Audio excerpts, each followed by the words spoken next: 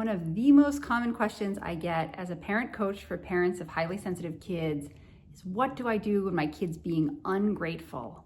I don't want to raise a spoiled brat. How can I help my kid see how lucky they are? What a great life they have. So I thought in honor of Thanksgiving next week, we would talk about how to help kids be grateful and what to do when they're being ungrateful. I get it. Nobody wants to raise a spoiled brat.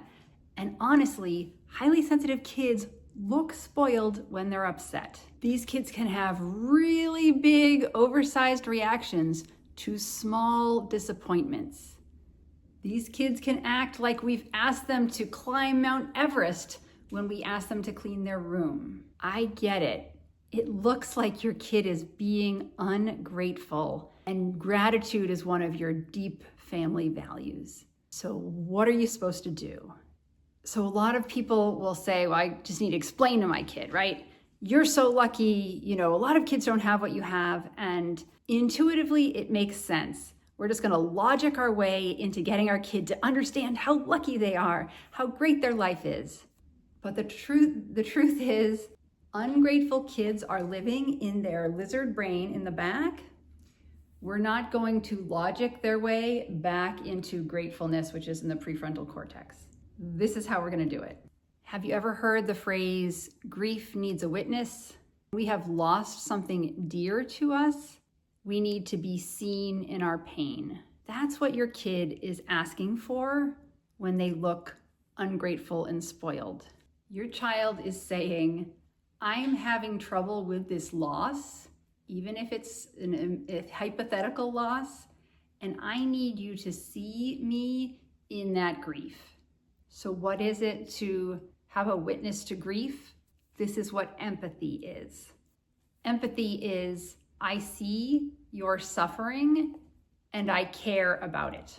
I'm not suffering because I don't feel the same way, but I care that this was important to you. That's what witnessing another person's grief is. I care that this was something important to you that you lost. Now you might be saying, Kira, that's absurd. It's the blue cup. It's like totally unimportant and not a real loss. I can't tell you what your grief is. Only you know what feels like grief to you. And what grief is the hardest grief? Your grief. Life is full of disappointments, right? You wanted the blue cup and you got the green cup. You wanted to play and it was bedtime. You wanted to stay in bed and you had to get up and go to school. Okay, that life is just full of these disappointments. If you have a highly sensitive kid, every disappointment feels 10 times bigger than it might seem to you and I. These kids have more intense feelings. When the feelings go up, it takes them a long time to come down.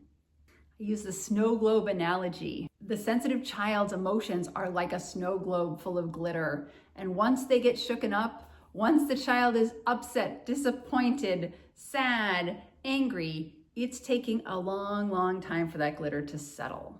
But Kira, my kid has such a great life. If they just understood how other people have it worse, then they would be more grateful. I don't doubt that that is true, but that's a prefrontal cortex ability. So my ability to see that someone who has no home is really suffering, I need to be in my prefrontal cortex to do that. So when kids are upset about something, they are not able to do comparison. They're not able to use logic. They are living in a threat brain at that moment. But Kira, my kid, all they care about are these material goods, and that's not my family values. I'm not materialistic. Why is my kid so into money and brands and status? So when kids are fixated on something they don't have, I encourage you to imagine, what is the longing there for them, okay? The kid who longs to play Minecraft all day with his friends, right? What is the longing there?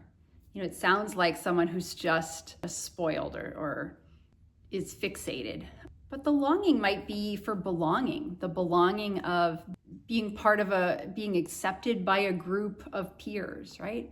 The longing to be accepted is something we all feel, right? We all know that feeling.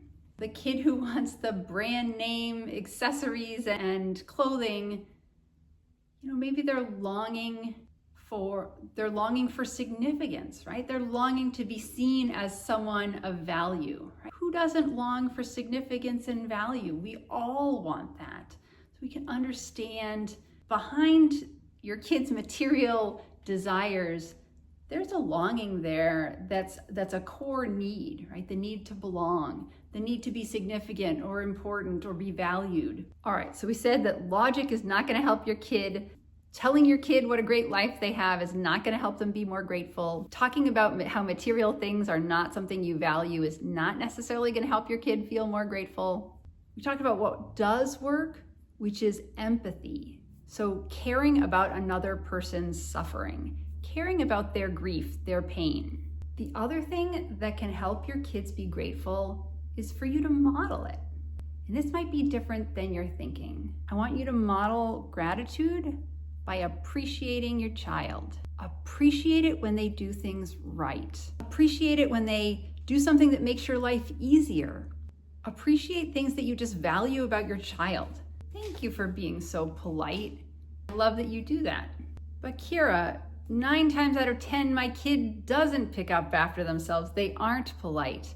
Guess who isn't perfect? Okay? None of us are perfect. We don't need to be perfect for people to be grateful for us and appreciate us. So I want you to practice being grateful for your child by noticing when they are doing things that you love, by appreciating their strengths and the things they do well automatically. I know there's 9 things that they're still working on, but there's one area that they already shine in, and we can just notice and appreciate that. What happens when we appreciate it? The things we appreciate grow. Your child is way more likely to be polite when you talk about them as being this amazingly polite person. Now they're going to see themselves as polite because you celebrated it. We can't logic or shame or criticize your kid into being more grateful. I wish it was that easy. It just doesn't work that way. We have to actually care about what your child cares about. We have to let their sadness, disappointment, grief be seen. Once their grief is seen and experienced, they can be back in their prefrontal cortex. And this is when you can talk about things like, some people don't have a home. Some people don't have their health. But kids need to have their grief witnessed first before we can do a conversation about how lucky your child is. And then finally, don't forget to celebrate the things that you're grateful for about your child. When you model how grateful you are, your child will see gratitude in action, what that looks like, and they are way more likely to reflect it, mirror it back, because you're demonstrating it first. I hope this was super helpful. I hope you have a wonderful Thanksgiving. I am grateful for you for listening. Take care.